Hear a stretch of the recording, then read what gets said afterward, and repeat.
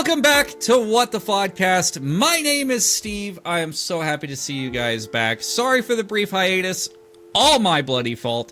I got a really bad case of friggin' bronchitis. It took my ass out. It was not pleasant. It was not pretty. And in fact, at some points when Keith was calling to check up on me on how I was doing, it was not very good at all. So, anyways, welcome back. Joining me is KriticalSkeptic, and as you may have noticed, this episode is a little different because we didn't feature that really cool intro I made, and that's because that's directly related to our guest this week. Please welcome Tyler from Varanger, the lovely band who does our intro, and he's right now revising it, so I had to take the intro down for a bit. But I have been promised good and exciting things coming from the new track that'll be coming out, so I'm excited for that. But at the same time, I just wanted to reassure you guys that intro video still exists. I just had to take it down for this episode because, again, they're working on it. Anyways, let me let you introduce yourself, Tyler. Welcome to What the Fodcast. What's going on, guys? Thank you so much for having me. I know this is going to be a blast. It's a blast every time I get to hang with you guys while you're doing this. So I'm looking forward to getting into some shenanigans, and let's have some fun with this.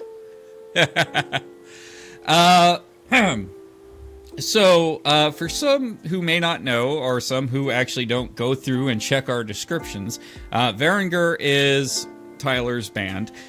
They produce very, very good music.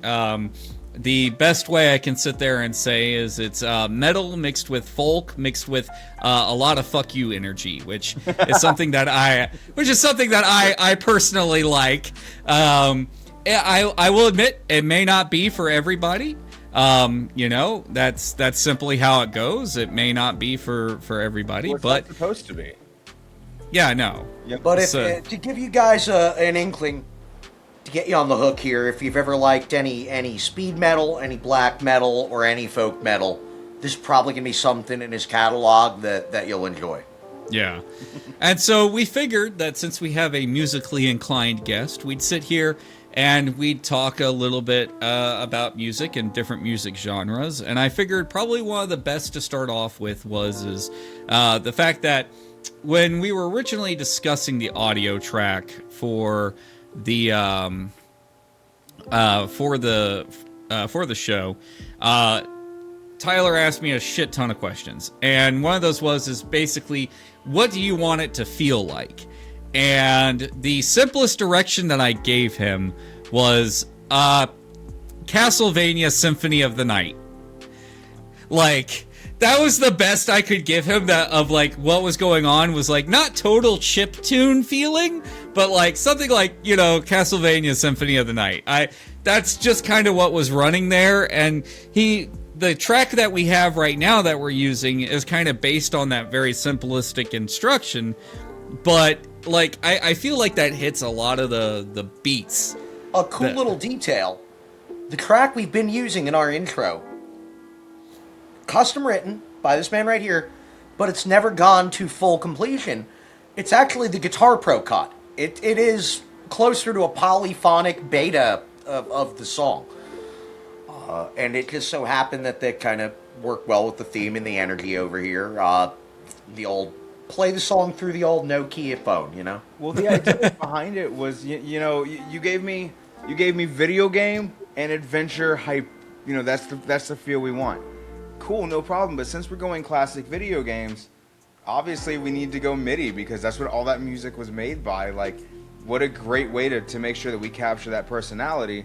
And then once we have it and everybody's happy, cool, the band and I get together, record it, and give you the actual metal version of it. And then what's funny about it is my bass player fell so in love with that intro. He's like, dude, we need to write that as a full song. That can't just stay an intro for somebody. And I'm like, okay, I guess we're gonna do that. So like, you'll get the intro version, and then you'll get the full song. And then honestly, I mean, I think it'll be really cool. I'm gonna have you guys kind of work with me on what the lyrical theme should be, and like, let's just make it that song. You know, that's something so much fun about writing music is really, as an artist, you get to do whatever you want. And honestly, if people don't like it, fuck them. You don't gotta listen.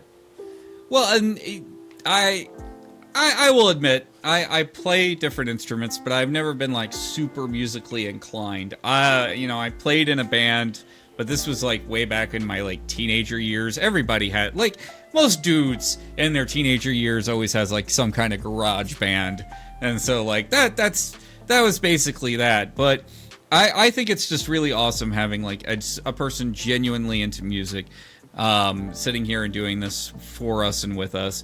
And I also want to sit there and say, for those who do recognize Tyler, that's from back when we did our recording together from last year when I was there in Orlando. And that was just a really great time and everything like that. We got a lot of people sitting there, and we had a audience watching us, which just kind of blew my mind. Now, as a quick aside to that, because this is the year of touching grass for the podcast, I will be back down in Orlando here in April, where we're going to be able to sit here and get to do this again and sit there and record us all together again. Tyler will be there, and definitely we hope that you bring more musical guests this time so that we can actually sit down and have a proper discussion with everybody. Not just If that. you could bear with us and keep viewing for a couple more years, I may be able to get a hold of a slightly bigger house that could fit these people at the same fucking table. Well, something that I was the thinking. last group shooting, oh my god, that was utter fucking chaos. The audio management, the space management, the camera angles. But figure, if we get everybody together again, we can totally now that we know what the plan is, we need to get microphones on the after recording jams, because everybody's just sitting around passing around each other's instruments, playing in tunings that we don't know on instruments we're unfamiliar with. But man, everybody came together so well, so cohesively. It's like, it's a shame that was just an us thing, I feel like that needs to be shared. It went really smooth for Wrangle and Cats. It went really smooth because everyone kind of had a little bit to contribute and help. Yeah. Well, and You're very right about that. I'd love to go around after the sit-down moment, if it's an all-day group event, and catch audio tracks of everyone walking around the property, hanging out by the bonfire, jamming out, just doing their thing. Well, and this time around, I do plan on bringing a few more pieces of equipment down with me. Just so that we can capture in higher quality and everything like that. As some people may have noticed, I have a new webcam that actually sits here and films in a greater format. I shouldn't even call it a webcam because it's an actual camera. But as you can see, it records in a much wider format. It does its job a lot better. So that's a big bonus. We'll have more microphones this time. We'll definitely be able to do it a lot different. We a lot learned better. a few things that would make the situation smoother, our lives easier, and maybe even make the production quality a little better for the next time around. Yeah. So I do want to sit here and point out we're getting started on the topics of video games, and so I have to ask, Tyler, what is the most, to you, iconic video game track that you can think of? All right, the track itself, it's an intro track. Honestly, dude, Simple and Clean from Kingdom Hearts. Oh shit, yeah. That is, dude, to this day, right in the middle of all the death metal and black metal, when you walk away, and the whole truck is singing it, because if they don't, they can get out and walk. So, but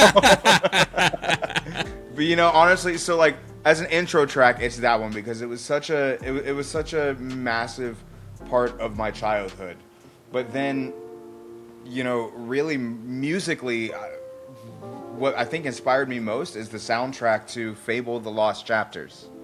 The entirety of it. That is, to this day, that is one of my favorite games. I play that thing start to finish at least twice a year. I've beaten it more times than I can count, dude. I have the optional dialogue memorized. So you'll hear a lot of, especially in this new album that's going to be coming out, a ton of that influence, those instruments, and tying them together in the way that they did. you know, in that video game. There's something about that soundtrack that to me is just like, it's the sound of peace. It's the sound of whimsy, you know? Yeah, no. Man, that whole entire track, like that whole game, really, honestly, like even the BMG was just like a banger for, you know, something. I don't know. It kind of drew you into this like pseudo medieval world that just, you know, where magic and such exists. It's kind of where I think that kind of BMG actually hits background music for those who don't know. I think that kind of hits better than even Skyrim's. Because, you know, Skyrim had very calm ambient sound. The overall audio production kind of backed off a bit. It was great, but honestly, it wasn't a lot of music. It was more ambient. Yeah, you know, Assassin's Creed Valhalla, to me, like where they had Wardruna do all of that music, dude, like that is one that completely sucks you in. Black Flag and Valhalla, they really... Black Flag is one of my top. They had a lot of singing, a lot of music in those games. And Fable: The Lost Chapters, Black Flag, and Witcher 3. I have to have those, like, I have to have them readily available at all times. Yeah. I need to play Witcher 3 again just to listen closer to the audio. Yep. So, Keith. I didn't do it. No, like, what's a very influential video game track for you? To be honest, the ones you touched on did have more epic orchestrated music. I would say any of the old Star Wars games by Lucas Studios, they made the music so good you forgot it was there. It just created an emotion in you. Like, you were still hearing it, but it was sort of like a back of your brain hearing it, and it was enhancing the entire experience by kind of guiding your emotion through all the scenes going on. Lighter music, less well orchestrated, you know, something that really has always kind of hung on in my memory. I really enjoyed the old Mega Man X music. Oh, right, yeah. Polyphonic Nintendo or Super Nintendo era. It's not necessarily the greatest, but as far as old school game music, it had this great energy. The same way, like, Saturday morning action cartoons had those really wicked, really intense... Nothing got you so pumped as an 8-year-old as getting ready to beat some cartoon ass, man. It was great. Yeah, listening to X-Men or Ninja Turtles opening up or some other various ones that I'm sure I've forgotten Dragon Ball exactly Z. how they sound, you know? I mean, not just Dragon Ball Z. I mean, even if you think in terms of staying on like the Super Nintendo, I mean, think about the intro to Super Mario, Super Mario Land, the first Super Mario game there on the SNES. I mean, the whole wasn't that whole thing played on a xylophone originally? I have absolutely no clue, but like even that kind of gets you in the mood to go stomping turtles, you know?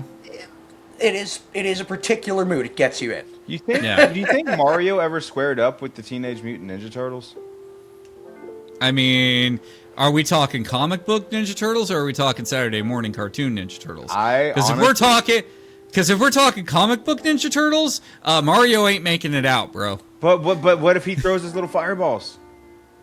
He ain't making it out. What was that show called back in the day? They had a live-action Super Mario Brothers TV show, and it was done like Wayne's World. The Super Mario Brothers Super Show. Super Mario Brothers Super Show? With Captain Lou Albano as fucking Super Mario. That was a weird show, but the format was cool because they were real people playing a real version of Super Mario and Luigi. They broke the fucking fourth wall a lot. Yep. A lot of other relevant cartoons at the time would do guest spots where they'd bring on an actor to play a cartoon character, or they'd actually have a special episode of that cartoon made that would air over on the Super Mario Brothers show that did like a tie-in. Yeah. I know Legend of Zelda was a big one that overlapped, obviously the same fucking company, umbrella. I don't know how the hell they got involved with the Mistress of the Night, Elvira. But Elvira was everywhere back then. Elvira was big deal back then, yeah. Yeah. She was social media influencer before social media. Dude, speaking of, And that takes time, man. Snail mail, radio, fucking weekly broadcasts, and she was big. thinking But of yeah, they intro got her on the music, show. A lot there. thinking of intro music that's super iconic. I know why it just popped into my head, but I know everyone in my generation is gonna just scream, "Yeah!" Dude, the intro music to the original red, blue, and yellow Pokemon for the Game Boy. Oh! Take it Oh, yeah.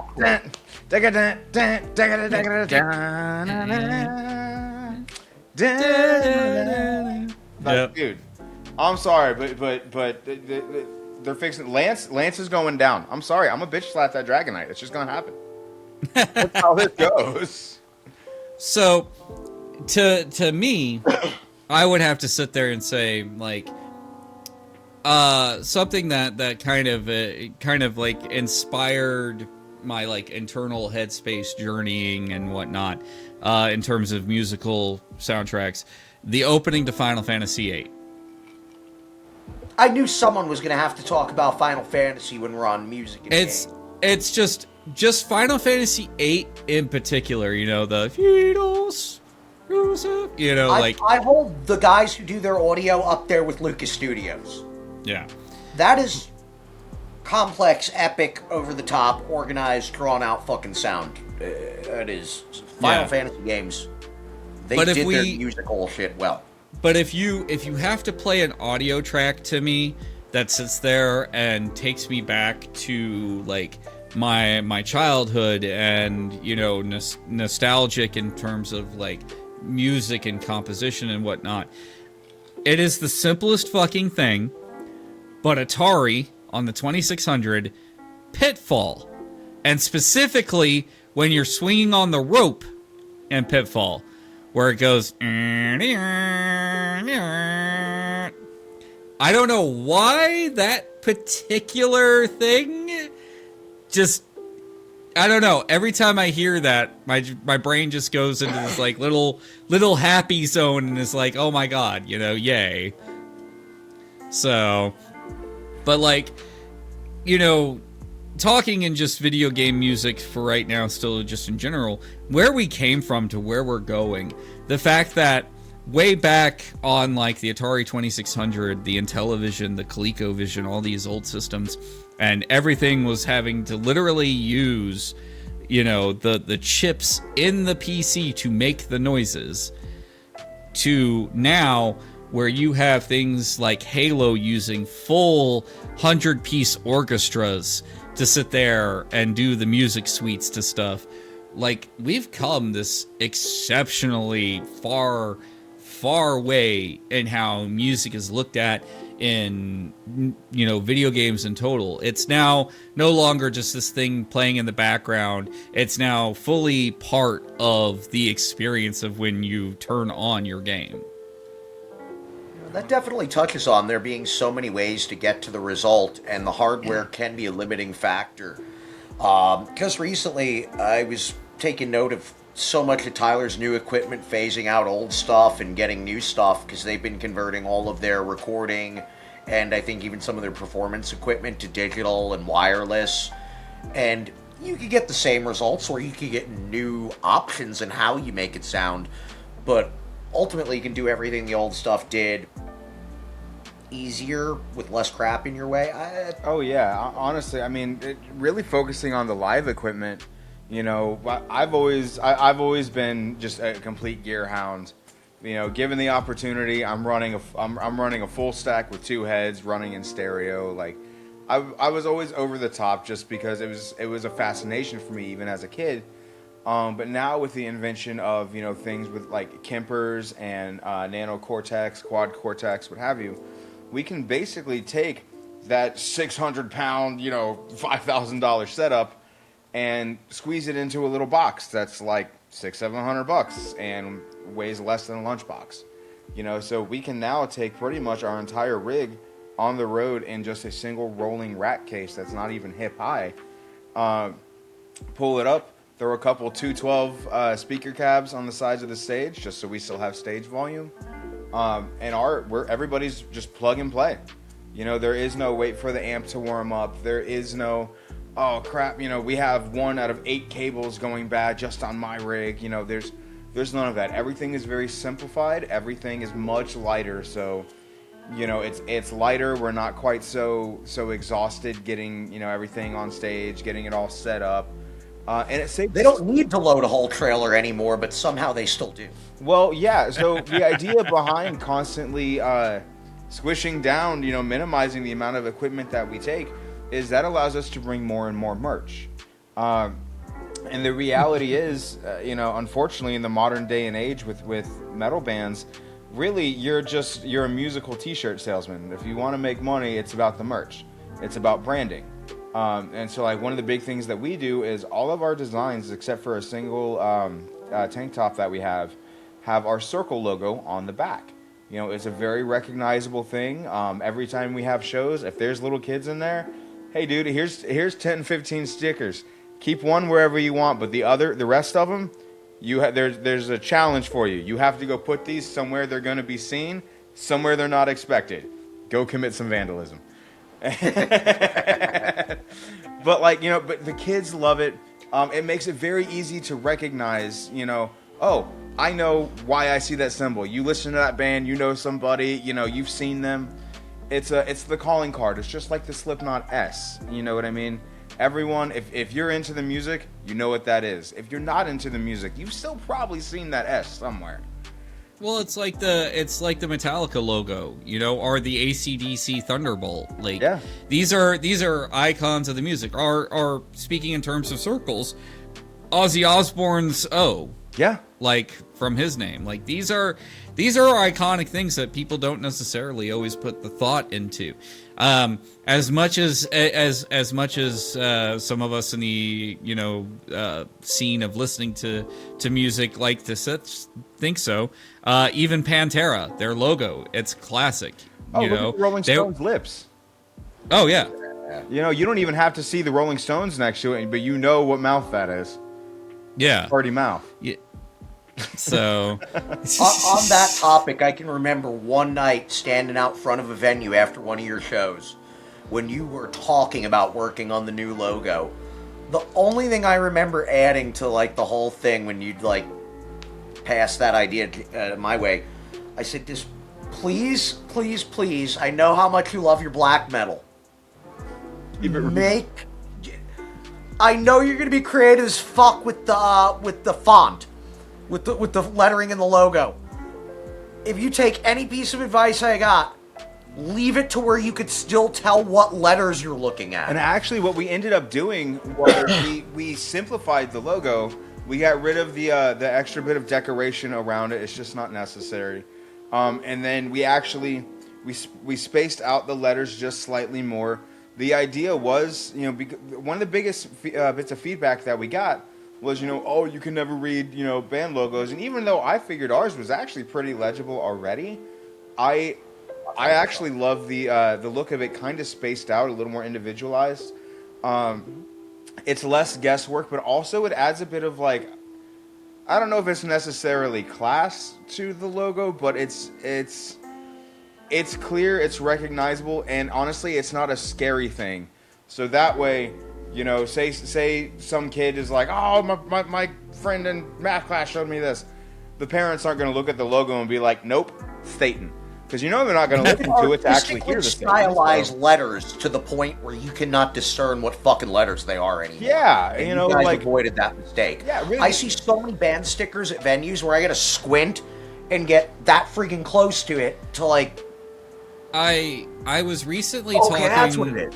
I was recently talking with this girl, and she was like, oh yeah, so I really like this metal band and whatnot. And she's like, here, let me send you the logo so you can look them up. She sent me the fucking logo, and it's so many like twists and curls and shit like this. I can't fucking read the damn thing. Yeah. So like, I'm just like, what the fuck am I supposed to be like looking at? It becomes recognizing a pattern, and honestly, at that point, it's like I'd rather just have a picture. I don't feel like what were those old those old things they used to set up in the malls where like if you looked at it long enough you'd see like a fucking sailboat. Oh yeah, I remember what you're talking about. Yeah. Yeah, I forget what those things are called, but like that's where my mind goes. Is I shouldn't be sitting there and staring at your logo like this and being like, oh, no, I see the name. Yeah, you want to be so like ours. Even though like we stretched out the lettering and stuff like that, we kept that iconic V, and then that V is the same thing that's in the middle of that circle logo that we're trying to get so recognized. And that way, if you're used to seeing that circle logo, you'll recognize that V in the written out name and be like, oh. Got it. I know who that is. You know, or if you're used to seeing like, you know, our shirt where it has the written, you know, logo on the front, and that's really what you're going to recognize, even though the circle logo is on the back. When you do eventually see that V and a circle logo slapped at your favorite coffee house downtown, you're going to be like, hey, I know what that is. You know, we got some friends here in state called Goonlord. And they are excellent at branding, excellent at marketing, and honestly really killer for like deathcore slam kind of music. But like their logo, super recognizable, super legible, and you know, I mean, I think one of the reasons that they've gained so much popularity so fast beyond just their talent is how well they are handling the branding and marketing side of all of this. You know, it's 100% about recognition. Let's be honest. There are bands out there that are selling out, you know, tours that kind of suck, but they've built themselves into such a brand that it's like, all right, well, I got to go see them because the girls are into them, and obviously I got to go where the girls are at, and like, you know, that's an actual factor that is considered within the music industry. You know, it's called the scream factor. If the girls are screaming, the girls around them are going to start screaming. If all the girls are screaming, well, now the guys are going to pay attention. One thing I've noticed for certain that those guys over at Goonlord are doing a lot, and I think they're doing it really well considering they're doing it with fast clips. They're doing it off their cell phones most of the time.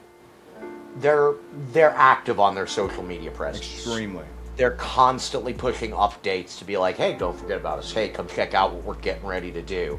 And just check-ins and shenanigans while they're making stuff too. Well, and I think little bit goes a long way, I think. Well, and I think when you think in terms of like that, you take a look at the modern day like Taylor Swift's and whatnot, and that gives you the indication. I mean, I'm not a fan of her music by any regards, but one thing I will say is that she's got fucking massive amounts of social media presence. She has massive amounts of being able to sit there and trip the algorithms and whatnot. Keep this up on screen for a while. Hey, there you go. We'll just hold that up for a while Steve does his thing. Okay, so fun fact. The runes that are going around the circle say the Varanger rides again, which is the chorus for the very first song I ever wrote for this band, and it's actually why the band is named that. But then the red runes in the middle say burn your local church. Now, I have them written in runes for a reason. Now, hear me out on this, okay? If you can't read it, you can't be offended by it. But if you can read it, you probably agree. Also, disclaimer purposes, kids, this is not advice. It's a fucking slogan. A Viking metal band. Get the historical quip. Yeah. It's not a cold fucking action. Calm down. There's the flip side. Yeah, the advice is go listen to Dawn of the Blackhearts. Yeah. Famous series Dom Satanis. That's what you go listen to. You can see an example of their stylization. Yeah, but I mean, the old days of where, you know, a band would put out an album and whatnot, and then the album would make and generate some sales, but most of the actual revenue would come in from the tour and whatnot. You know, I think that's more true nowadays than it was even back then, because now with the days of services like Spotify and whatnot, you know, somebody could sit there and stream your song thousands and thousands and thousands of times, and you're maybe only earning like a nickel or a dime. Yeah. So here's the thing. Modern streaming services. Now, Spotify is the worst paying one. They are also the most accessible. So that is a recognized. We're on trade-off. Spotify. Okay. But like at the same time, when you upload, you know, your stuff, your distribution to like, you know, CD Baby or any of those, it's also going to throw you on services like Deezer, few others, you know, your big ones, your YouTube, all that kind of stuff. And then, you know, you personally upload that to Bandcamp if you decide so. But yeah, streaming at this point has become, actually having your music listened to has become such a secondary thought anymore. Honestly, it's kind of sad. Like I said, you know, we kind of turn into walking t-shirt salesmen. But then here's the downside of that. Now, this has been actively fought against by managers, bands, and promoters, you know, all of them, because a lot of venues are now instilling, like, essentially a merch tax, where you show up with all of your merch that you paid for to have made, that you have paid to transport.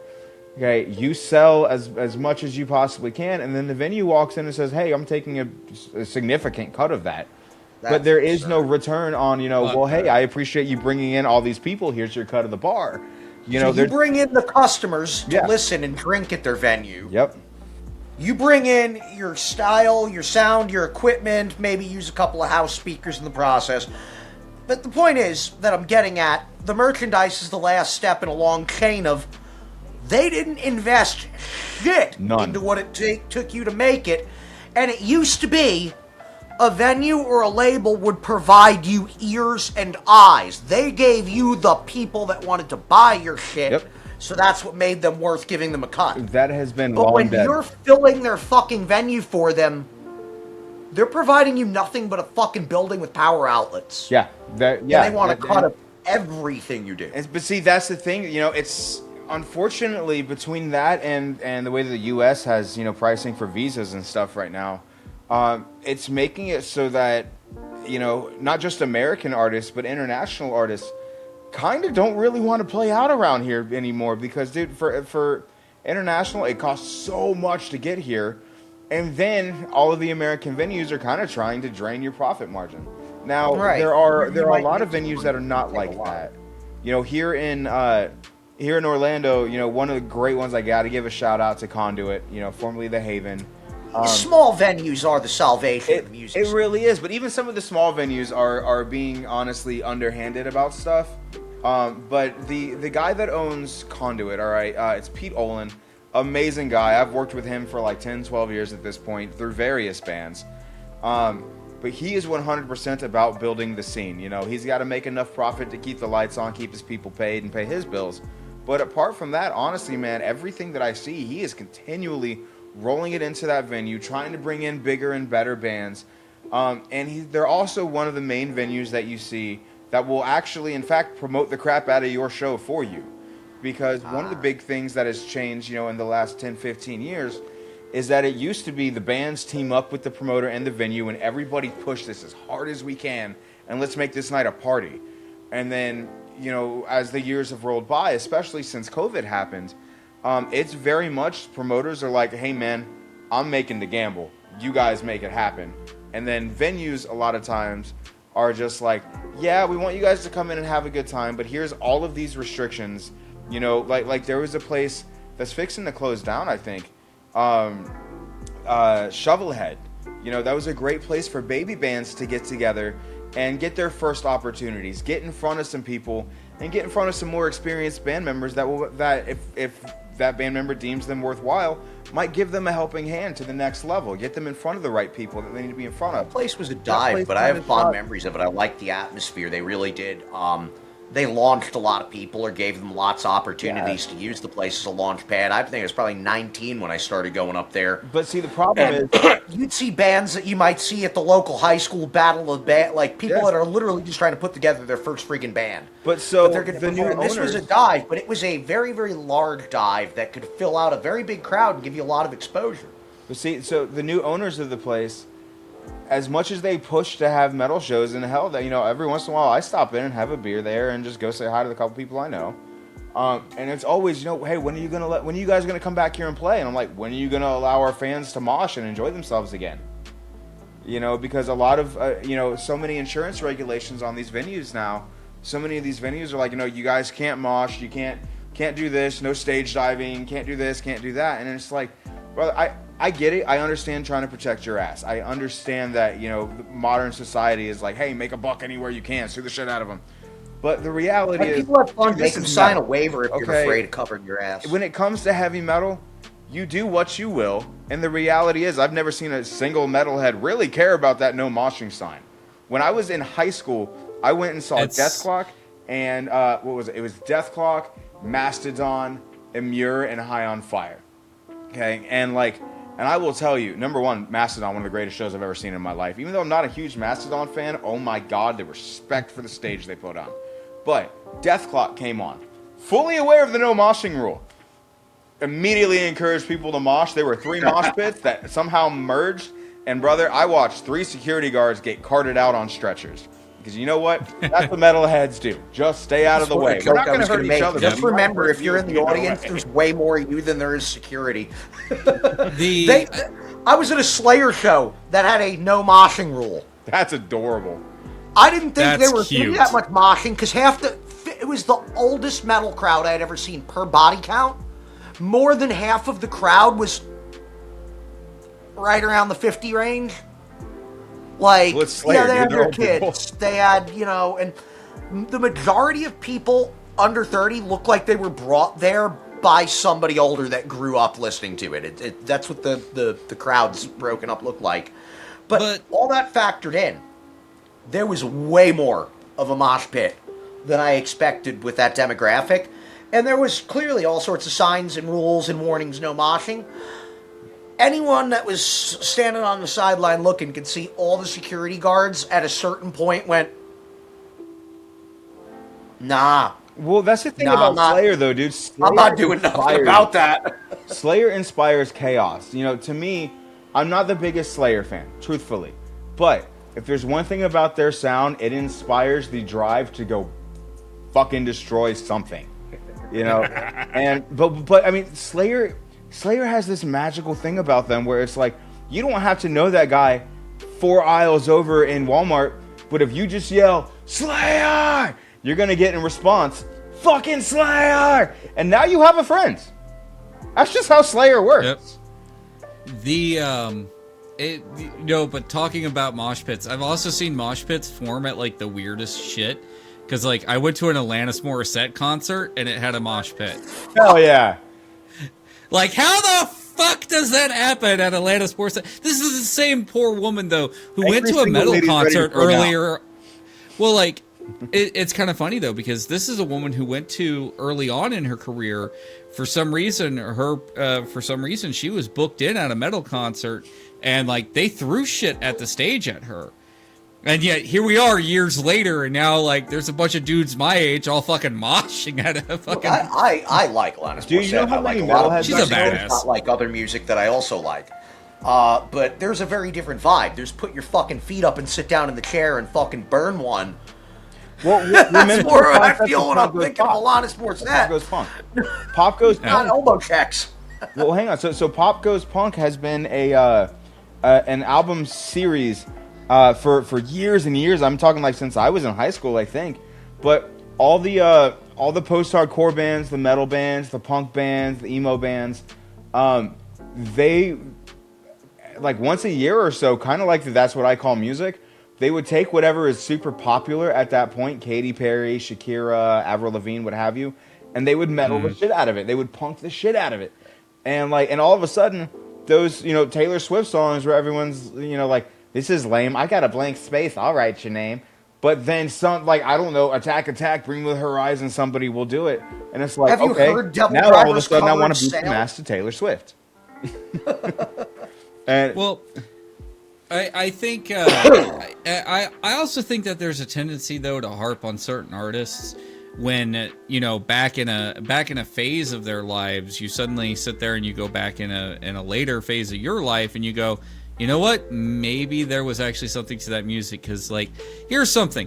When I was younger and whatnot, and I was in college, I used to sit there and shit on Avril Lavigne.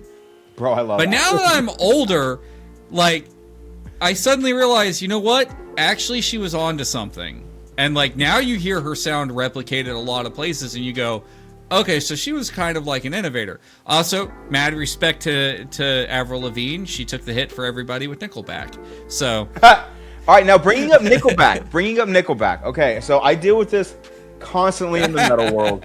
I'm not a diehard Nickelback fan, but honestly, if Nickelback comes on, I'm not going to turn it off. And neither are the rest of you, all of you already listening. Don't lie to me.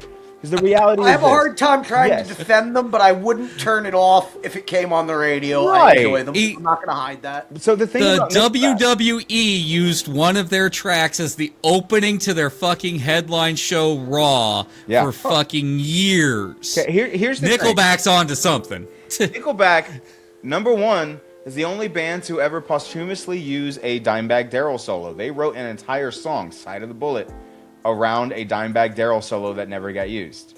Now, that said, most folks' biggest gripe with Nickelback is, they're so mainstream, blah blah blah. Dude, but they weren't when they came out. When they came out, they were so good, so popular, so attractive that they pretty much redefined what the mainstream sound was. Nickelback doesn't sound mainstream. Mainstream sounds like Nickelback. That's a really good way to put it, actually. Yeah, it's around the time they generated popularity in the early 2000s. Radio rock was getting a little bit more gritty than it was allowed to be before that. Mm-hmm. I mean, here's the thing, though, is I recently had an interaction with one of my coworkers who sat there and said Slipknot was now too mainstream. And I sat there and I went, I mean, you're right, but at the same time, like, you know, there are bands that sound like them that, you know, had they not been around, you wouldn't have that sound. It was really amazing to hear anything Slipknot ever made get to radio. And like, now you think about that. And now I hear it on the oldies radio. Well, you know, it's a lot of times it's these bands, they're not mainstream. They were pioneering in their time. Let's look at perfect example, Jimi Hendrix. Okay, the reality is, by modern standards, not the greatest guitar player. Still very good. Still full of soul. And respect absolutely where it's due. But does he hold a candle to Steve Vai, to Chris Broderick, to Alexi Lyle, hell, to Van Halen? No, dude. But that wasn't the era that he grew up in. But he was the first one to turn that Marshall up to 10, let it freaking cry and set on fire during the show, and get that sound. He was the first one to really make those guitars scream and cry and understand what it was that you were feeling with a little bit of ass behind it. You know? So it's like, I don't have to listen to Hendrix to genuinely appreciate what he did for the sound of rock and roll. You know, you've got Chuck Berry. I mean, let's be realistic. He kind of combined blues with what we would now describe as, you know, the foundations of speed metal. I mean, if you listen to so much of his stuff, You Never Can Tell, you know, all those kind of songs. Dude, they were moving, but like, he was moving and he was walking those chord structures around in a way that you kind of wouldn't really see again until like Judas Priest, you know, until Iron Maiden, you know, because once that was all done, you started getting into Sabbath. And Sabbath, for the majority of their stuff, was very doomy, you know. Now, granted, they had, you know, a 20-year expanse where every album they put out essentially it invented a new genre. But for the most part, they were doomy blues. You know, I think Ozzy originally wanted to name Sabbath the Polka Tulka Blues Band. You know, but so, you know, we had that little lull, and then we got late 70s and 80s into early 90s. You know, all right, now we have to be like balls to the wall again. Great, and then unfortunately, this little band called Nirvana happened in the 90s. And ruined everything. And then you didn't have to be good at your instrument for like 10 years. And then you had to get good at it again. Good old grunge. I hate grunge.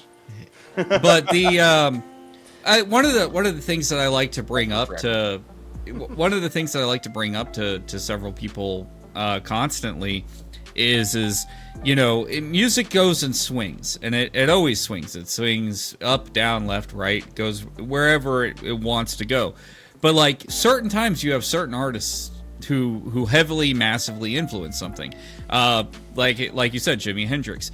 One of my favorites, same era of music, Janis Joplin. I knew you were going to that. Yeah, Joplin, and here's the thing, I'm one of those weird people, because I do kind of have a crush on Joplin. Like, I think she was a good-looking woman and everything. Nothing wrong with that. Yeah, but like, you know, here's the thing though. Crazy Janis one. Joplin, what Janis Joplin did is that she existed. So unfortunate member of the 27 Club, but she existed so that people like, you know, Avril Lavigne, Britney Spears, Joan Jett, like all of these other brilliant innovators in the female sound all exist. I hate it when people sit there and they throw a bad name at people like the Spice Girls. If it wasn't for the Spice Girls, we wouldn't have modern day fucking K-pop. Yeah. Think about how much the Spice Girls influence. If it wasn't for the Spice Girls and Destiny's Child and all that, dude, we wouldn't have Lady Gaga. We wouldn't have, you know, so much. Some of these pop artists genuinely have Kesha, dude. They have so much attitude about them. It's like if you just stop and turn off the fact that they're a pop star for a second. Open up their, I don't know, iPod, I don't know what people, open up their Spotify. You know, like, dude, Lady Gaga, infamously, die-hard Judas Priest fan. Die-hard Judas Priest fan. You know, Katy Perry, massive Aerosmith fan. You know, a lot of these ladies, they are for real rock and rollers. They are for real metalheads. And it's like, you shouldn't discredit somebody's taste in art because of the art that they make and your personal opinion of it. Look how many times Celine Dion performed with some random fucking metal band out there. Yeah. And this is Celine Dion, the same woman who sat there and sang the theme song to fucking Titanic. Yeah. Love you. Near, far, wherever you are, bitch. Here we go. And then you look like, hey, you had Cindy Lou Who grow up in a Taylor Momsen. Oh, yeah. Yeah, that was a weird fucking... Dude, that was the most unexpected Pokemon evolution ever. That made me feel very weird as a teenager until I realized he was a couple years older than me, and I was like, cool, we're good. Yeah, you don't... It's weird when you're like, we all remember seeing that fucking Grinch movie when we were kids. Yeah, it's like, dude, the first time I saw the video for, what is it, Going to Hell, I think it was... I had watched, like, The Grinch, like, a week before with my family, and I'm like, wait a second. Something seems amiss here. Well, it wasn't until about 2 years ago I realized, like, he's, like, you know, fucking doing metal music now. And I'm like, wait, that's the same fucking little Hallmark kid? Yeah. And then you've got, what's his name, that played in Lost Boys. He's got a band now. Corey Feldman? Yeah! I haven't heard anything of it. I've heard very mixed reviews, but like honestly, hey dude, he's getting to live his dream, and I don't got a word to say about it. Good for him. He wants to get out there and rock and roll and wear snazzy pants.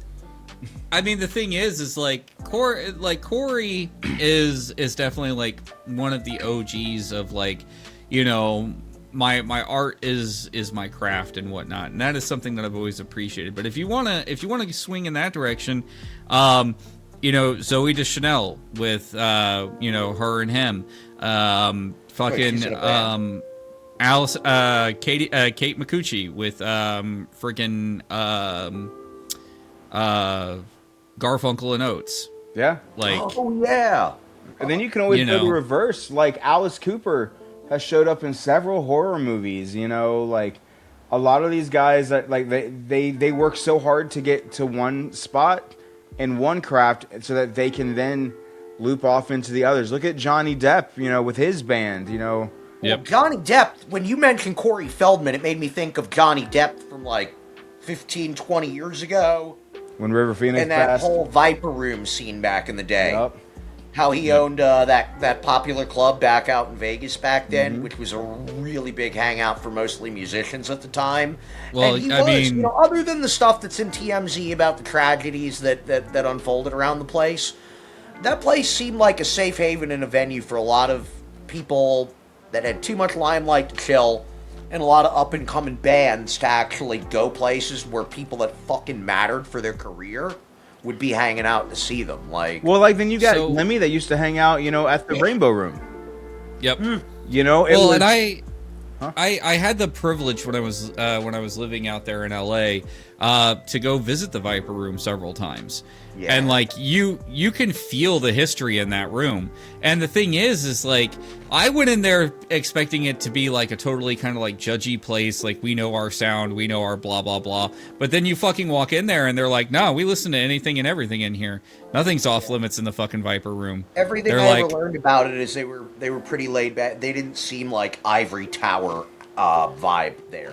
no, but there are several of those old school clubs and shit like that that are kind of ivory tower now. Yeah, you got like but- the gatekeeper Whiskey of and all who's that. worth playing and Yeah. how we do things here. Yeah, but I mean, the Viper Room is still to this day chill. They're like whatever music. They're like, you know, if it bops, it bops in here. Like we're Let me good. say, still to this day, I thought it got shut down and was vacant for quite a while, quite No, a few years ago, and got resold into being something else. Nope, the Viper Room still exists out there in LA. It's still there. Really, It's still chilling. really. Mm-hmm. Maybe it was just like a hiatus between different owners. I remember hearing something on some documentary about it being finally done, like closed down. But maybe that was just like no one wanted to buy it and reopen it, and then someone finally did. No, let's see. Viper Room is still open. The current owners are... let's see. Here we go. Intellectual property rights ownership. Here we go. Well, I'm So glad. James Cooper currently owns the Viper Room. Isn't that a producer? Yep. And then Johnny Depp owned it until 2004. And it changed a couple of different hands between 2004 and 2016. But it's...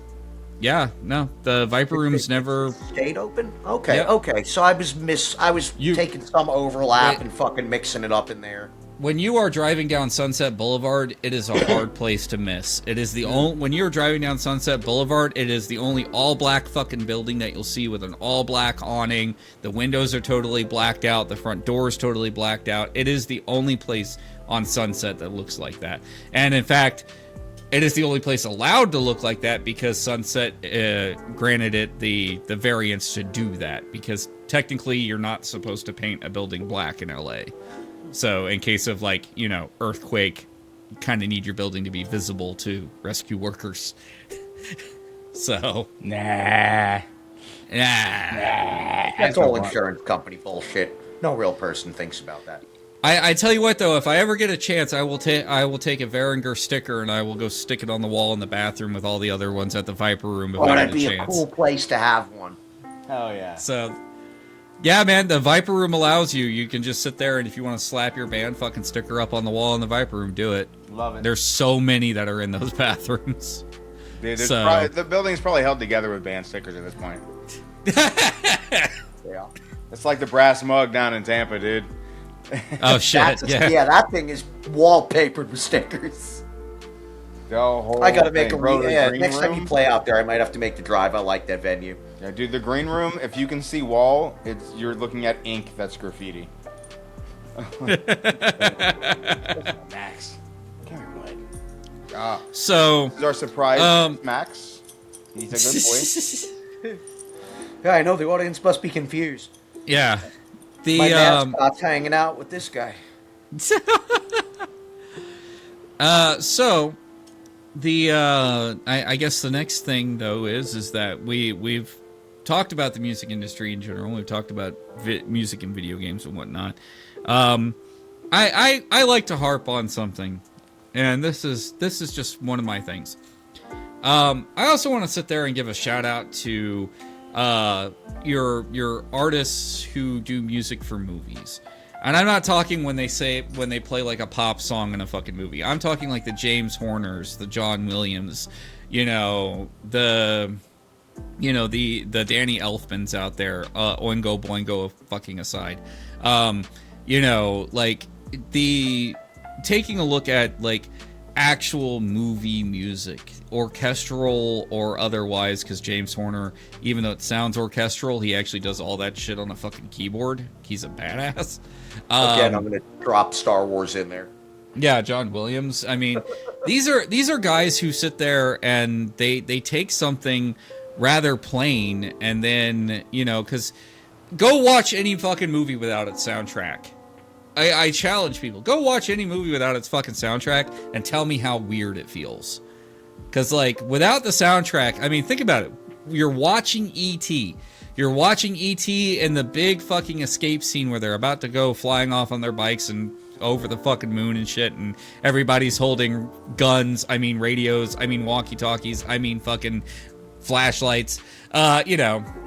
But as they sit there and they fly over the moon, think about that scene, you know? Think, you know, kids with squeaky wheel bikes going across the fucking moon, or another one that I'm gonna throw at you that hits the same exact way. Jurassic Park, no music tracks. Oh, dude, Pirates. It would be such a fucking disappointment. You know how to see every epic thing they show you with zero fucking music track at all in that movie? Dude, Pirates of the Caribbean, same deal. Most definitely. They have like a very specific built song for almost every fucking scene of that movie. Yep. That was practically a musical that tricked you out of noticing it was a fucking musical. So, well, I mean, hell, even going as far as Broadway and whatnot, you know, you've got your musical musics, you know, Simon Schuster, fucking, I can never remember the name of the two brothers who did like a shit ton of musicals and whatnot. But like, you have all of these great musicals and everything like that that are out there on Broadway, and people don't take the time that, yeah, sure, the person singing the music is really great, but what about the poor dude who had to sit there and fucking write the songs? Like, you know, Lin-Manuel Miranda sits there, and you gotta remember, like, the dude not only sang everything, but like, this was a dude like holed up in his fucking basement, like banging on a fucking, you know, piano trying to figure this. To be performed by like a 50 to 100 person fucking orchestra, which is a lot more complicated than writing pieces for 4 people. Yeah. You know, not to say that that's easy, because that's enough to make my fucking head spin. But yeah, imagine writing music. Yeah, you're not only writing it for the actors on stage that are going to sing it, they're the ones you're going to remember. The fucking people performing the music while the actors are up there performing and singing. That is a huge, huge endeavor to organize and write such a thing. Like, and a nice subtle reminder for people: listen, when you go to a Broadway show, don't fucking sing the songs. Not everybody in the show has seen it. Like, sorry, personal annoyance of mine. I've ran into that before. Where I recently, not too long ago, I finally got to see Beetlejuice live on stage, and the fuckers behind me are singing along with every goddamn song, and I'm like, I'd rather hear the people up on the fucking stage sing it than you. Thank you very much. You get all these theater kids that performed it a handful of times in their life, and now they want to participate like they're on stage. I'm really bad about karaoke. Right, there's like, karaoke. Karaoke's different, though. I know, but like, dude, as the bartender, we paid $100 fucking bucks plus to sit down and watch a rare occasion where we're gonna go to a fucking theater. But like, dude, like as the bartender at a bar that does karaoke several nights a week, like, I'm sorry if you're singing Fleetwood Mac, fuck you. I'm singing along to Fleetwood Mac. You know, but like, dude, I'll have people, Keith included, like that says, "Hey, dude, quit singing. Let us hear them." Critical. Nobody paid there to come listen to the performance. They came there for free to buy beer. Right. And the music is a badass bonus. When you pay a few $100s for a high production level thing that you're, I bought these tickets 6 months in advance. Oh, I really don't go to things like this that often. It's not like a movie theater. You know, even though I don't go to movie theaters that much anymore, going to live theater performances, I think many of us don't do that fucking frequently. When you do, you're paying that premium to listen to that group, those performers, that band, do it the way they're doing it. Not to have every shower singer serenade you in the process. True. It's totally different expectations going to karaoke in a public place where you didn't pay to see the artist.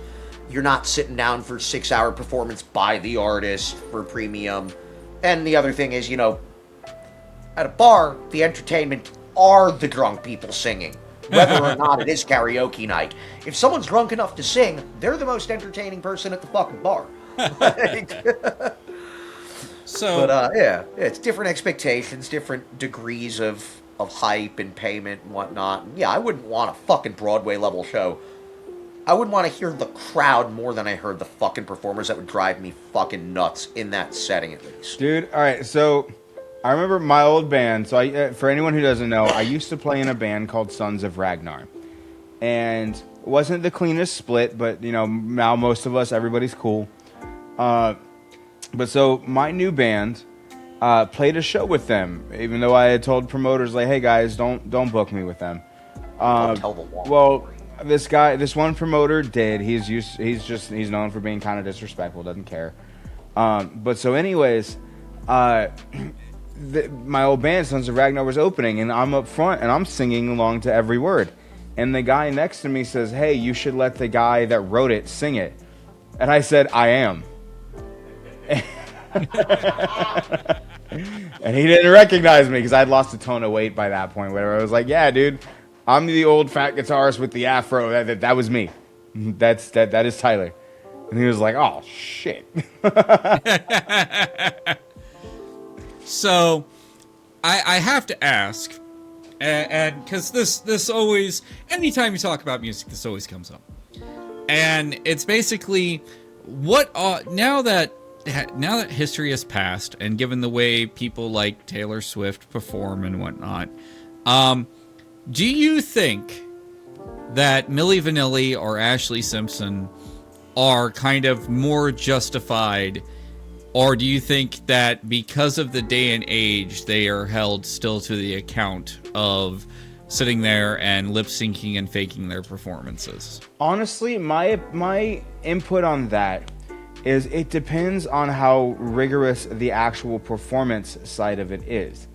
You know, you can't expect somebody to hold these notes absolutely perfectly and still have, you know, a clear delivery of the lyrics and all this stuff, and also dance their ass off. You know, the reality is there are such things as human limitations. You know, you will notice that performers like, you know, I'll bring her up again, Lady Gaga, one of the best performers of our day and age. You'll notice that her more vocally demanding songs, she moves a little bit less than her backup dancers if she's not just sat down at her piano. You know, the reality is, you know, people that don't perform have no concept of the boundaries of human limitation. And while there are superhumans, folks like Milli Vanilli, look, if you're up there, if you're going to be dancing your ass off, do it. Who cares? Bouncing around and holding a note at the same time is damn near impossible. Well, dude, almost every hip-hop show I've ever seen pretty much is a guy being his own hype man as he's performing along to his own recorded tracks. Like, I'm sorry, you don't get to have something to say, you know, about these folks that are actually singing, hitting notes, and performing, and all you're doing is jumping around like, yup, and I said, let's get it, yup, hey, like, and I think that's kind of what the difference is I think in terms of how history views it, I think in the terms of Milli Vanilli, who was a very static kind of performer, versus Ashley Simpson, who was one of those people who was more moving around the stage and whatnot kind of performer. I think basically history more vindicates the Ashley Simpsons than than Milli Vanilli. Yes. Just because he was such a static performer, and he didn't have an excuse to sit there. Okay. But hold on, let me interrupt you. There's this huge history of performers not being given the option, being forced to lip sync. Perfect example. A lot of live TV performances are pre-recorded, and you know, to their unfortunate credit, a lot of the grunge bands back in the day saw it as an opportunity for rebellion. So you have you've got recordings. Nirvana's just as guilty. Yeah. Nirvana famously playing without strings, and then I forgot, it was a classic rock band where everybody switched instruments and didn't know how to play the song. So every time that was the Beatles. Yeah, well, I mean, it was several. You know, I think John Mellencamp did something with it. But like, you know, you'd zoom into the instrumentalists, you know, on their fretboard, and they're playing completely the wrong chord than what is supposed to be played. Or like, you know, you've got guys performing with no drumsticks and all this different stuff. like, but so it's okay because it's comedy, because it's on a, it's rebellion against, you know, a video camera. Okay, like, I understand that. Why are you slamming these other artists that might not have been given an opportunity? Now, I don't know the specific backgrounds of performers like Milli Vanilli. However, I do know that at that era, there was a lot of pressure for absolute picture-perfect performances. And, you know, some of these artists, it was very much just like, hey, if you can't do it like the exact studio take you took, here's how we're going to do it. Hell, dude, a few years back, I went and saw a band called Battle Beast. Actually, I was roadieing for Battle Beast and Sonata Arctica in Orlando. And, you know, I will say Sonata Arctica, one of the most boring bands I've ever seen live, but I mean, they were perfect. But Battle Beast. Now, first off, somebody's mama was a fan of Lita Ford, because that lead singer literally just did all of Lita's moves all night long. Cool, great. I do Alexi Lyle's moves a lot. But watching them, I was there with my old drummer, and then a couple other buddies of mine, some of which were the opening band, some were members of other touring bands from around this area. And, you know, when there's a big show that comes through, it's kind of, all right, all hands on deck. Well, we're all sitting there watching this, and there was one drummer on stage. There were two guitar players, a bassist, and a singer. Okay, that singer had more backing vocals than I'd ever heard. The drummer, you literally watched him drop a stick and not miss a beat and hit a cymbal that he did not physically hit and come back in. And there were guitars, like, there were more guitars than were actually on stage. And, like, it's like syncing up a dubbed track. Like, you have to practice and see it, rehearse it, and memorize it so many times. Because if they didn't make those little mistakes, you probably wouldn't have noticed that so much of their stuff was playing pre-recorded. Yeah, so much of it is pre-recorded because, you know, especially power metal. Power metal is essentially the pop of the metal world.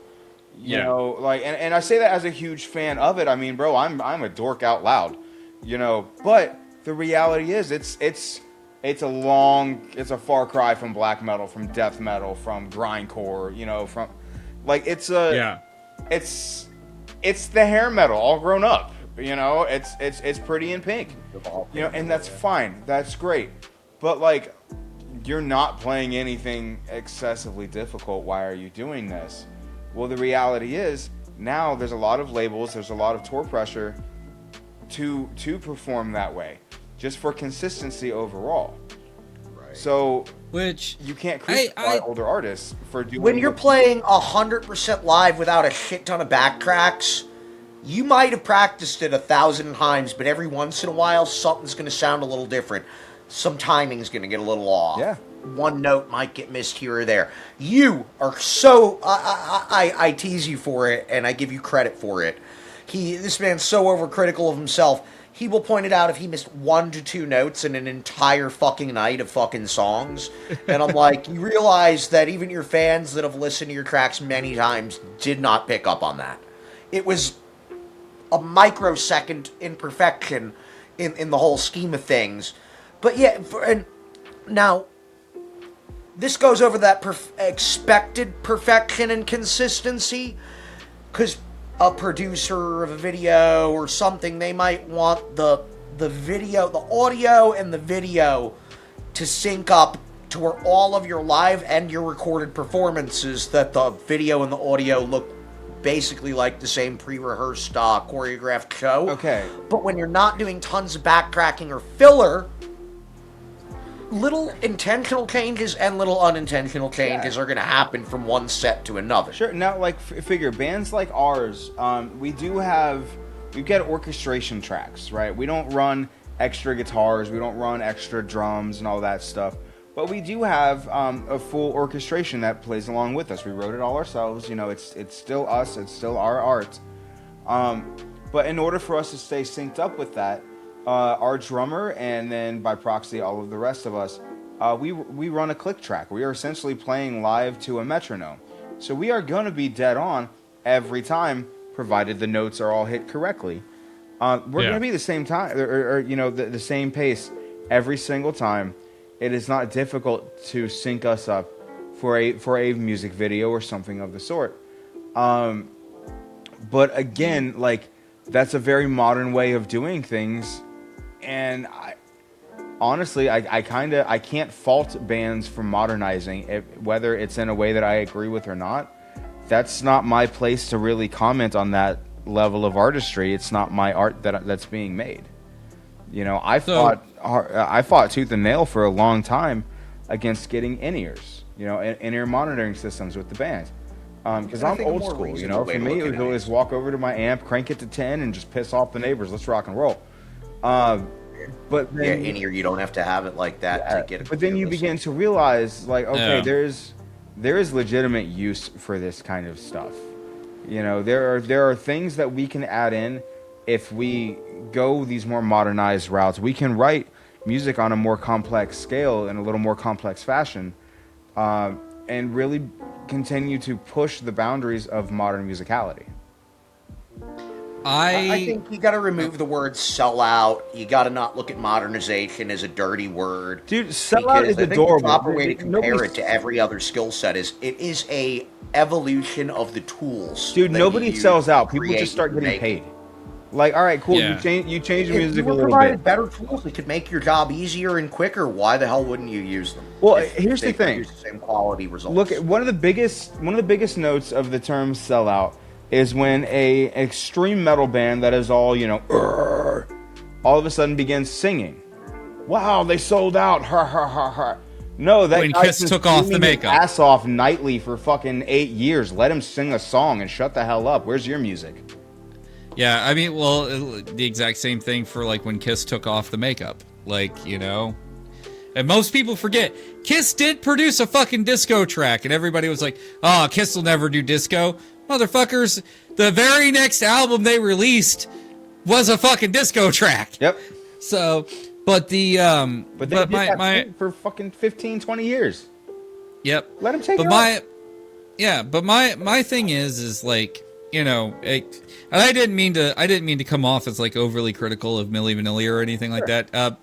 Most people wonder. My job as host is to lead people into conversations. I'm very good at it. But my biggest thing is one of the things that I would like to point out to people is if you want to watch a good movie, but you also want kind of a small inkling as to what the truth and the reality behind the music industry is. For as dumb and as silly of a movie as it is, The Rocker, I think, tells a more realistic point of view of what the back end of that movie, what the back end of the music industry really is like. Again, it's sure. It's a comedy movie.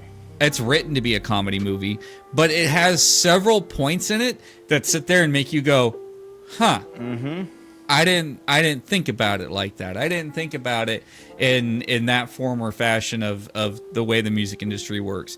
You know, especially when it came to the ending of the movie, where like they made the big deal out of, you know, Vesuvius, the big name in the band, you know, Vesuvius sitting there and you know, not really, like, there they are getting inducted into the Rock and Roll Hall of Fame, and they're not actually singing the music and whatnot.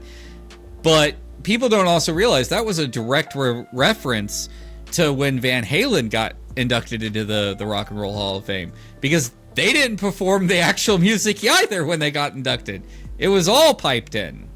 So, you know, it's one of those things. It's just, it was kind of a wake up and kind of people seeing what the real back end of the music industry is actually like. Dude, I'll be honest, more business is done in backroom deals and over a piss-warm beer from somebody's trunk than anything you'll ever see in the headlines when it comes to the music industry. Yep. Dude, I remember, I'm not going to drop names and get anybody in trouble and stuff, but like, I remember being 19 years old, going to a particular club in Orlando with some ex-bandmates of mine, current bandmates at the time, and seeing what at the time was one of the bigger, you know, heavy metal bands of the time. And him just inviting us on, you know, onto his bus and be like, "Hey man, come drink some Jaeger with us." And of course me and my other buddy that Keith knows very well, we were like, all right, obviously we're gonna go drink Jaeger with Mr. Legend X. You know, yeah, we're down. Let's go. You know, and we get up there and we start talking, dude. And all of a sudden, this guy's like, here, man, let me write you down a couple phone numbers. I like you guys. Call these folks. Send them your demos. I like your demos. Dude, that really is what it is. When you rub elbows with someone in a place you didn't expect to do business, next thing you know, they put you in touch with their contacts. Yeah, dude, we're sitting there. Yeah. We're underage drinking with a guy old enough to be our dad. And he knows that because, like, we're honest with him. You know, we're not going to try to get anybody in trouble. He's like, dude, are you kidding me? I'm in this band. You know, dude, come on. Let's hang. All right, cool. Well, let's party. And party we did. And honestly, we ended up getting a lot of really cool hookups, man. It's what got us into opening for actually this show. I bought this shirt there, Tier. You know, we wish I could have made that one. We opened for Moonspell. We opened for you know, so many bands that like us as artists genuinely looked up to, all because we were like, yeah, let's go break a couple laws and make a couple deals in a back room. The you know, speaking of like the smaller concert scene and whatnot, I know it's been I know you've been dying to find out. So when I performed in a band, would you like to know what our actual name was? Yes. This Evening's Band. Love it. You fucking would pick some elevator music. Bro, that's some to be announced shit. That's the reason why is literally our lead singer, he booked the gig for us. All right? Realize, like, we haven't even been performing together at that point for, like, maybe we had been performing together at that point by, like, maybe, like, 4 or 5 months. So, like, not really, like, there or anything like that. Decided on a name yet. You had to sign a form. Yeah, but, like, he sat there and he was like, dude, man, my uncle, he got us this hookup. We got a gig tonight. And I was like, cool, awesome. By the way, did anybody discuss what, like, the fucking band name is going to be? And he's like, don't worry, man. He'll put it up at the last minute. He doesn't put it up until, like, the Friday before anyways. And so, like, we're driving around and whatnot. And we drive by his uncle's bar. And sure enough, like, they're up on the thing. It's like, This Evening's Band, you know, : and then a blank spot for where it's supposed to be. And I'm like, there's the fucking band name, This Evening's Band. Love it. I was like, fuck it.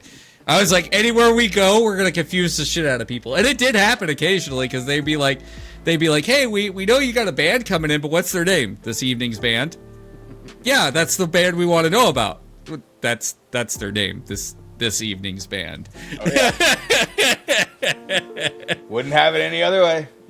It was fucking great. And, like, yeah, you know, it's a who's on first situation, like Keith pointed out, but there's something classic about it, you know? Oh, like, yeah. Well, like, when I was in middle school, everybody wanted to have a punk band named To Be Announced.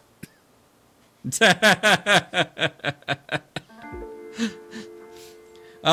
not punk enough, though. To be fucking announced. Yeah. It's not punk enough. It's got to be something punker, you know? True. True. It's got to be like To Be Decided, you know? Yeah. Dude, speaking of punk, all right, so I watched recently a documentary on the Ramones. And can I just say, I cannot believe those Nimrods had any ounce of success because, dude, they were like, the singer constantly in and out of you know, psychosis treatment, and everybody always infighting and arguing, and like somehow they managed to progress to like they're legends. But like the funniest story to me was them talking about when they finally made it over to England, right? And all the English punks were scared of them because they were like, oh man, this is like a real American punk gang, like, oh man. And then the Ramones were like, oh man, these are actual UK punks. Oh crap, man, let's not. And everybody was worried about each other. It's like, that's adorable. Well, I mean, it's just when you also kind of step back and realize just like how much of a fuck up Joey Ramone really was. Like, yeah, seriously, like people don't realize, like, dude wasn't, like you said, he wasn't just off his rocker. He was just I don't know if it was bad luck. I don't know if it was just maybe he had been a mildly bad person in a different life, but holy shit, the dude could not get a break in anything. Ever. Like, that, you just kind of feel bad for him after a while. So now I will say it's really fucked up that his girlfriend wasn't allowed to be buried next to him and blah blah blah. I think that's a whole sad story. But at the same time, like, dude, come on, like, fucking catch a break, guy. So, but I mean, hell, you turn around though and you look at so many bands and they're exactly like that. I mean, I think it's kind of funny when people look at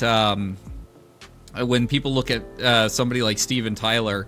And they sit there and they go, you know, oh man, he was such a heavy rocker, and you know, he sat there and he banged babes, did drugs, and yeah, he did all that stuff. But also, this is the same guy who sat there and, like, you know, in his fucking rider was like he had to have his Nintendo everywhere he went. You know, like, because he did not want, like, he'd sit there and, like, he was seriously, like, a hardcore, like, you know, man, I gotta play my video games and shit like that, you know. So many of these, so many people have, like, misjudged, like, so many of these artists from, like, back in the day. Well, like, look at Alice Cooper. The assumed, the character you think you know as the performer up on stage is either a whole persona for the stage or just a small fraction of the fucking actual person.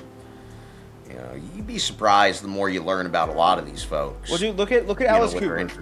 Alice Cooper, you would never believe how unbelievably educated that man is, because his lyrics sound like they were written by a 6th grader. Your lips are venomous poison. Excuse me? I mean, Dee Schneider. Twisted Sister. Oh, he's a good example. When he went in front of Congress, and he sat there.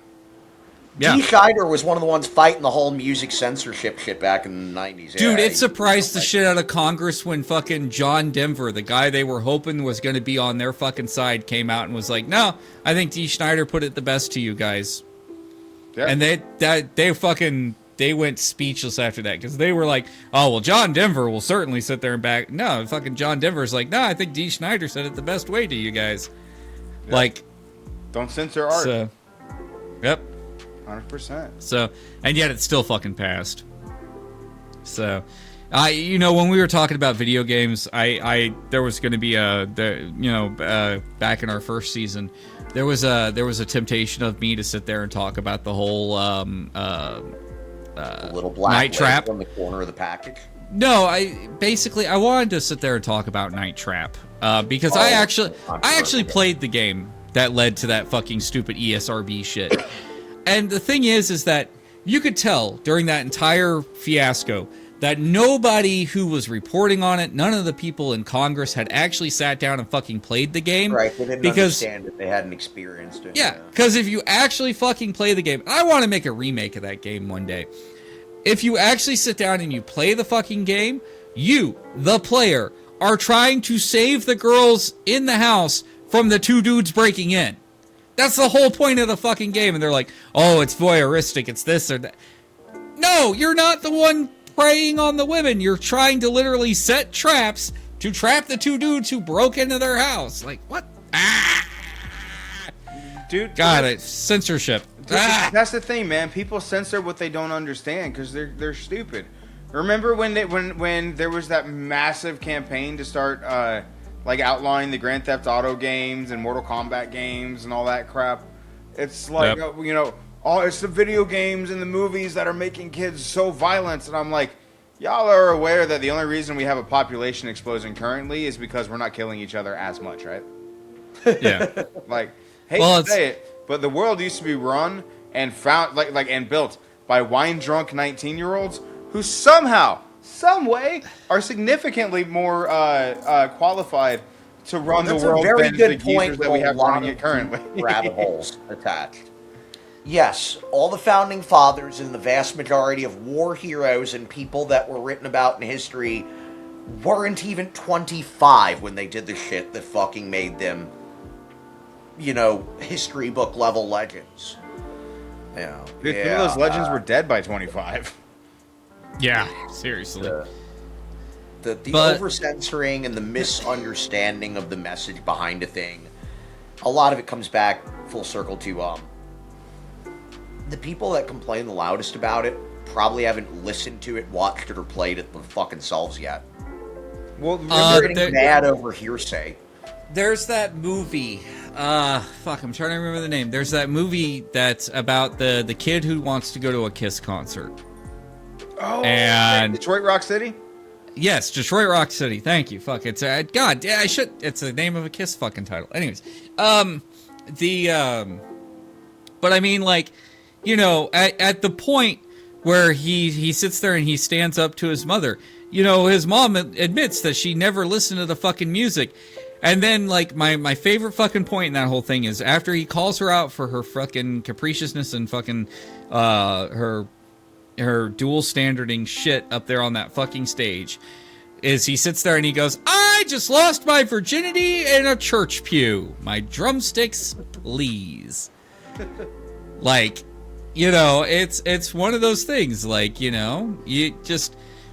You know, you don't want to sit there, and maybe this is too much of the Gen Xer in me, where I'm just sitting there going, like, back the fuck off, whatever, old man. Like, just let me do my shit.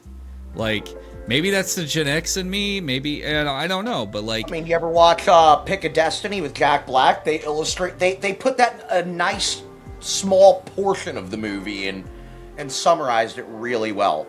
And believe it or not, I've never actually seen Pick a Destiny. Dude. Very, very similar. All right, I know what we're doing when you come to visit. Yeah, you will really like it. You will. Seeing as I'm not a typical fan of Jack Black, I don't know how much, because I'm not really a fan of his. It doesn't matter. I This is think a you would have requirement. appreciated Jack Black as Tenacious D more than as the Hollywood Jack Black.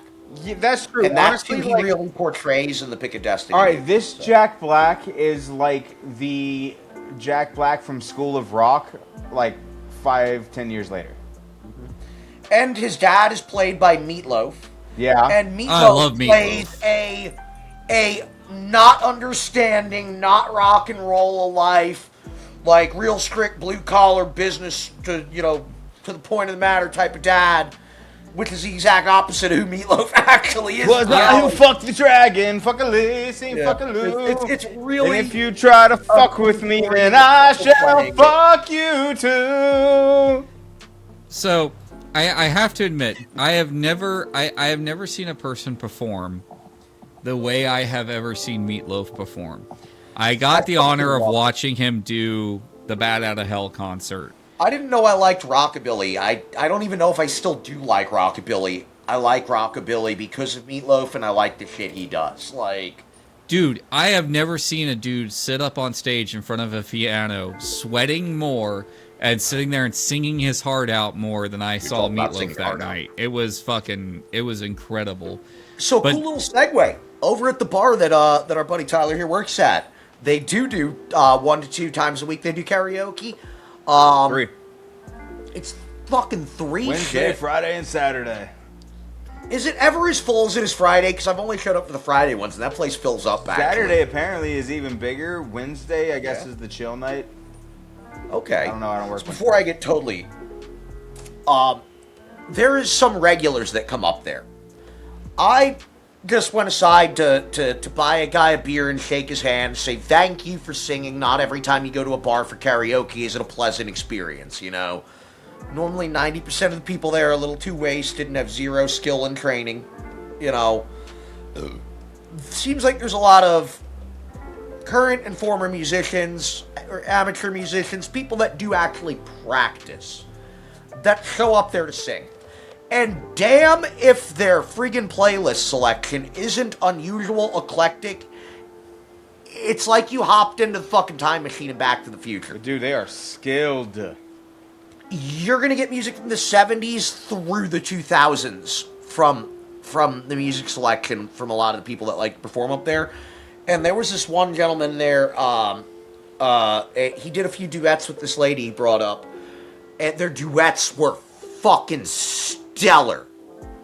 But he did Paradise by the Dashboard Lights from Meatloaf, which is one of the longer songs on track on the CD. That's between 9 and 13 minutes, depending on what cut you get. The man did a solid 9 to 10 minute Paradise by the Dashboard Light. And even like the radio announcement, play-by-play of the baseball game part, sung and narrated the whole fucking thing, dude. It was like going to see Grease. But it's like you saw someone who actually put an almost amateur Broadway level energy into it in the most fucking unexpected place you could imagine. It's hard to describe what the hype is about, why I talk about it with such energy without you actually being there and seeing it, because from a professional production to a small karaoke bar, when people know every part of the song and they put in that much energy into actually performing it versus just kind of muddling through it, which is something I do if I do karaoke. I'll muddle through the parts that I don't remember that well. But no, dude sung it like he wrote it. So, I will admit, when I go and do a karaoke, I do typically have the songs that I know are in my range that I can sing, and I perform songs by the Monkees because I can hit the same keys as Davy Jones. Like, it may be weird to say, but like, you know, my go-to standard for these things is Daydream Believer. So, okay. Because I can actually hit the notes, I know the whole song. So, but like, also when I was in a band, I used to perform all the weird songs. So like Sweating Bullets by Megadeth, I can hit that. Sweating Bullets! I nailed it. Yeah, yo. Totally me. Because, like, I can do the whole, you know, hello, me, meet the real man, and my misfits way of life. Like, that, you know, that shit is easy for me to do. So, but, like, you know, fucking most everybody else, like, I you know, they'd be like, hey, can you guys do this Aerosmith song? And I look at them and I'm like, well, I'm not the one fucking singing. I'm going to go back to playing my bass. You guys have a great one, bye. Like, you never know what songs people are going to be comfortable with. And Tyler, being way more musically versed, has practiced changing the degree of his range a lot. He can sing a lot of different genres that are outside of the shit that he, you know, the music that he leans into making. Like, you have a very distinctive style and sound and vocal specificities in your band, which would fool a lot of people, assuming that you probably couldn't or wouldn't be as good at singing very, very different, tones, levels. And now I just want to hear him sing Modern Major General, you know? I am the very model of a modern major general. I am not an animal, vegetable, or mineral. It's just I'm not always going to be good at it. And as someone with very, very little practice comparably to you, my practice is singing songs I like in my car when I'm by myself. And I always joke, I don't do karaoke because I wouldn't subject other people to my shower singing. But if my voice is feeling okay for the night and I'm got some lyrics of a song I really liked and remember most of the words to be playing through my head, I'll screw with a few. One of my two of my go-tos will be a couple of Flog and Molly songs or a couple of Beatles or John Lennon songs, actually. I feel like I don't have to over-push or do shit I'm borderline not capable of to try and meet that range. So, basically what you're saying is that one day we've got to find you a Yoko so that she can sit there and when you're performing a John Lennon song, she can be behind you going, ah, the fucking microphone. I would rather die in a fucking fire. It just reminds me of when John Lennon finally got the chance to perform with Chuck Berry. Chuck Berry's face at Yoko performing her antics in the background. Let's just take the fucked up shrill octave that she called a voice and put that on the side. She thought she knew better than John and a band that had created Lightning in a Bottle. I do like to manage them better. Could give them better direction than people that stumbled upon a magic pot of gold. I do like to remind people, though, that Yoko is not the reason why the Beatles broke up. The Beatles broke up long before Yoko was ever in the scene. It was just waiting for the final domino to fall. They kind of just drove them further apart because, of course, John defended his girl. Well, probably one of his also, like, around the time the Beatles were really starting to fall apart and everything like that, before John had met Yoko, I mean, he was already out there on fucking a different planet by then. Like, well, brother, there's a reason that people ask when you talk about the Beatles, you have to specify pre-drug or post-drug Beatles, because those are two very different groups of artists, not just two very different bands. When they went on their traveling spirit journey and traveled the world and made some pit stops in India and stuff for a while, like they unlocked all of now we have all this worldly spiritual information, and we found drugs that we couldn't find in America while we did it. Mm-hmm. It changes the whole fucking brain. I just like to point out the one guy they kept fighting, sitting there going, "No, you can't write a fucking song. No, you can't write a fucking song." And then Ringo turns around and writes fucking Yellow Submarine. Yeah, fucking Ringo, man. Fucking Good love job, Ringo. Ringo. You wrote this song. Let's go put it on the fridge so everyone. We're very proud of you, Ringo. So proud. Your mother? Oh, somebody call his mom. Oh, look, we're so proud of you, Ringo. You did a great job. A bag of mushrooms a day. He might sound like a kindergartner. He might finger paint like a kindergartner. But yes, he can make music. It will just sound like the finger paint. And now here's the thing, bro. Ringo, they used to, it was asked in an interview one time, does the Beatles consider Ringo the best drummer in the world? And they said famously, Ringo isn't even the best drummer in the Beatles. But yeah, Ringo was a last-minute replacement. People often tend to forget about that. Like, Ringo was literally the replacement drummer for the Beatles. And then, but at the same time, Ringo is still part of the Beatles. Like, yeah, I'm sorry, you can consider him the most untalented hack on the planet, but he's sold more records than most of us ever will fathom. It's become a socially acceptable thing that everyone can dog Ringo Starr, and I do feel a little bad for him once in a while. Which is bad because I like Ringo. Ringo is because he's the most chill person out of all of them, He might not have been the most memorable, but did he really do anything wrong? What did he do to warrant how bad we dog on this guy years later? Even when you look at the famous Abbey Road photo, he's also the one dressed the most realistically out of all of them. Like, you sit there and you're like, oh, John Lennon's off on his fucking spirit journey, sitting on a bed somewhere with Yoko. Fucking Eric is off doing his own thing. George is off doing his own thing. What's Ringo doing? Ringo's like, dude, me taxes. And as an artist, I like John Lennon a lot, but everything I've learned about him, I don't think I would have liked him as a person if I ever had fucking hang out with him. I don't think I would have liked him.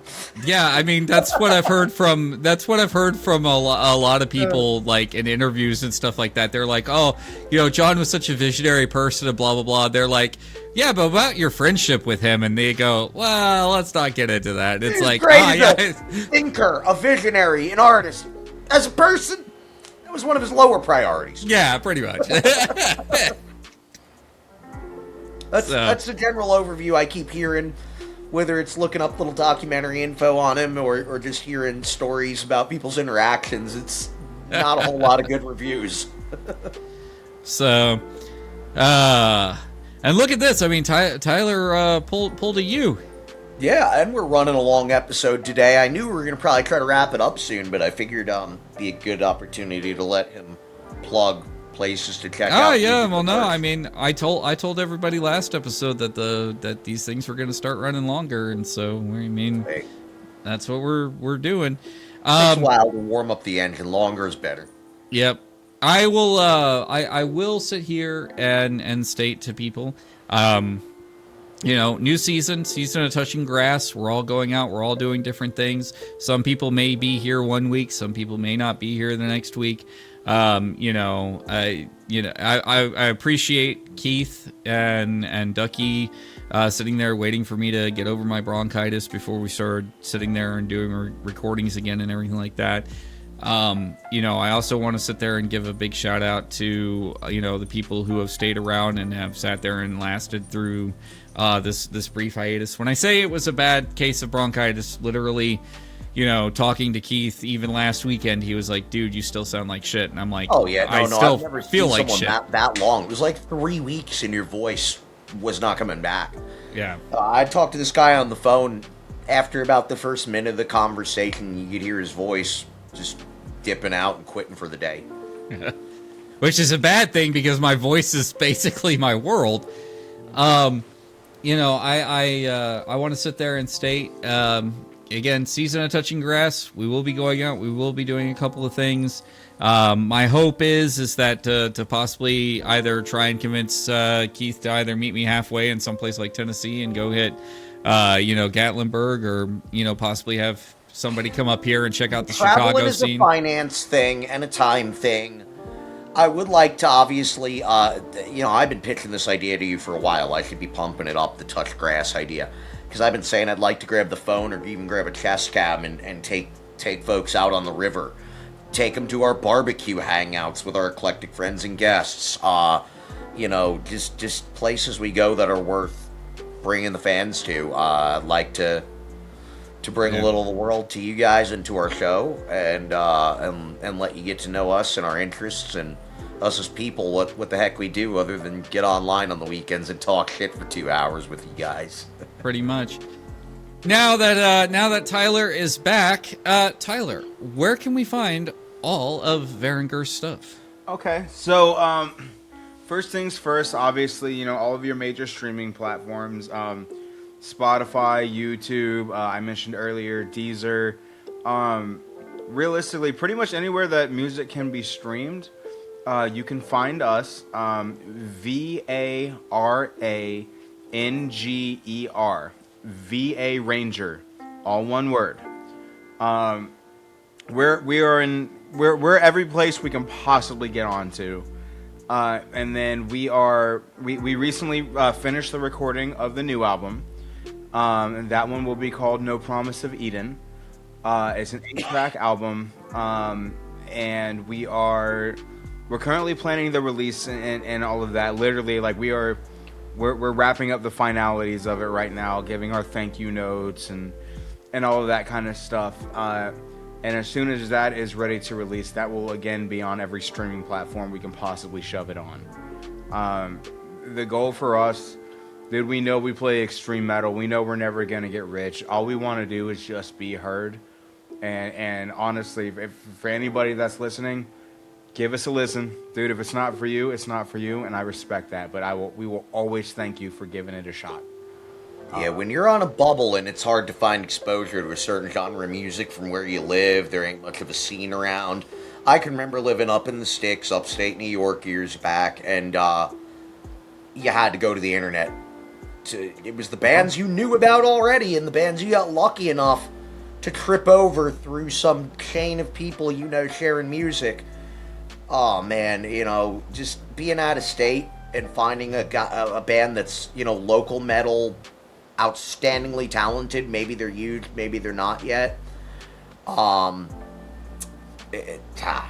if you haven't heard of Varanger yet and you go check them out, you're looking for some metal to add to your collection, I just hope we turn you on to something you're going to be excited to find here. Dude, we're so excited for this new release. This has been, you know, honestly, years and years in the making. Hell, our last release was in 2019.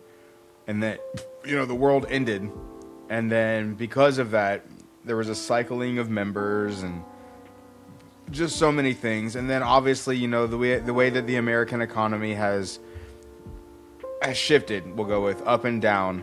You know, we figured, look, we can bum rush through spending, you know, all this money that we don't have and then pay it back just to get an album out, or we can invest in ourselves, spend that same several $1,000s, and set ourselves up for success to be able to do releases as often as we can finish a song. You know, we've got this 8-track album coming out. We already have singles planned for after this. Like, the songs are already written. We are now in a place where we will no longer be held back by finances, which is unfortunately one of the biggest issues that you face, not even just in modern music, but I mean, you know, even classically, you know, unless you had label backing back in the day, you put your life savings into it and you really gave it everything you had. Well, we kind of did the same thing. And so now What's it been, it's about 4 years between albums? okay. Was been about 4 years in between 7. albums? 7. 7. Jesus. So it's been, we've had this album done, ready to go. These are all the keeper tracks. We had written more than this, but not all of them were up to our standard where we were really happy with it. But so we are now at the point where it's like, cool. Hey, every time we finish a song, hey guys, everybody jump in, to the studio for a weekend. Let's knock this one out. Let's give the fans something new. We are ideally hoping to release a new song every 3 to 6 months. Just enough to catch, to hook you in, keep you in there, and then, here hopefully in a couple years, on top of all of those singles that we plan to release, we'll have another album written, But the reality is, in the modern music world, you can no longer release an album every few years and expect to really stay relevant. There's just so much new content that is flooding. And then on top of that, you have the AI music that's coming out that is just absolutely inundating all of the streaming services. You really do have to make yourself a constant flow. You have to be a river of music. Otherwise, you're going to get forgotten and you're going to get left in the dust. So we decided the wisest thing we could do would be to modernize in the best ways possible. And Liam, our newest and youngest member, actually his 21st birthday is going to be in 3 days on St. Patty's Day, if anyone wants to buy him a drink. Oh, shit. But so he's a complete recording guru. Like that is his world. He adores it. Talent. And so he really did spearhead the idea behind, hey dude, let's just build ourselves our own studio. And we were like, okay, you know what? Yeah, good call. Yeah, on Backstory, your band, I know we've been running almost 2 hours now, but yeah, I mean, you touched on your former band. We didn't touch on a lot. We've touched on surface level information that you've learned throughout your journey. Mm-hmm. But the stories, man, the stories run deep. Like, everything you learned, good, bad, some things learning the hard way. A big reason that there's been so much time between new music, like he's been saying, setting himself up, getting in the right position. And They've worked with management. They've worked with talent management companies. These guys are self-managed. Everything they do, from the business end to the creation end, happens in-house between the 4 band members, and Tyler over here writes a vast majority of the stuff. And, I'm the mad scientist behind it all. Step-by-step process. I should point out that in a future podcast episode, which I've discussed with Tyler, is that around the time of the album's release, we'll have the entirety of the band on here, which I think is going to be really cool. Kind of give everybody some hype and whatnot. So, but I think that where we've been at has been a good place, and I think that your insights have been very, very, very refreshing, to say the least, Tyler. Thank you. So, from the bottom of my heart, thank you for coming on our silly little podcast and everything like that. Still trying to get to the 500 subscriber mark, but we're at 420, so blaze it. Let's blaze it towards 500 here, folks. Blaze towards success, kids. Yep. But I want to thank. I want to sit here. I want to say a massive thank you again to Tyler for being here. His link to Varanger's Facebook page is down in the description, so go down there, check it out, please. You'll be able to find from his socials everywhere that the band is listed. Also, get yourself some merch. Merch never hurts anybody. And of course, massive thank you to Keith. Massive thank you to everybody who does subscribe. If you want to support us more, you can sit there. You can support us on Patreon, of course, because we have our Patreon page. don't feel like giving us any money on Patreon, hey, we're on Ko-Fi. Buy us a coffee. You know, we could always use coffee, or in the case of Critical and, you know, Whiskey. Whiskey. Just send whiskey. Just send mead. Express mail. Send booze. It's So, the only but thing that keeps me entertaining. so, but in the interim, I just want to sit there and say thank you so much to everybody for tuning in.